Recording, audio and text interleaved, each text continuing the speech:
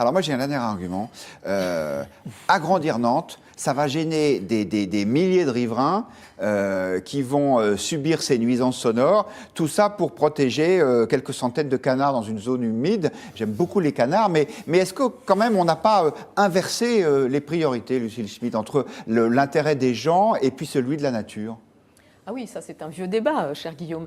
D'abord, ce n'est pas quelques centaines d'hectares, c'est 1600 hectares à peu près. Ensuite, ce n'est pas seulement des canards, c'est évidemment la flore et la faune qui sont dans les zones humides. J'ai oublié les fougères aussi, Vous avez pardon. oublié, oui, les fougères, les roseaux, vous avez oublié tout ce qui vous fait plaisir quand vous baladez dans la nature, cher Guillaume. Il faut que vous repreniez votre Guillaume du dimanche. Je pense que par rapport à ça, le sujet, c'est effectivement de pouvoir agrandir d'une manière à tenir compte des nuisances qui sont d'abord des nuisances sonores par rapport aux riverains.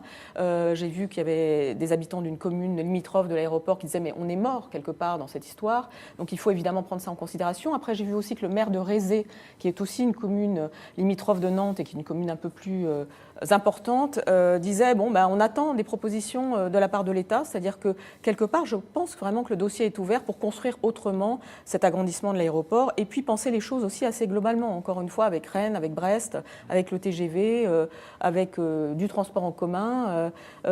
Vous savez, les riverains sont très souvent contre le changement parce qu'effectivement, ils voient les choses par rapport à ce qui se passe au très quotidien. Il faut prendre ça en considération, mais l'aménagement du territoire, c'est aussi quelque chose qui dépasse quelque part le point de vue étroitement local, le NIMBY, comme on dit en anglais.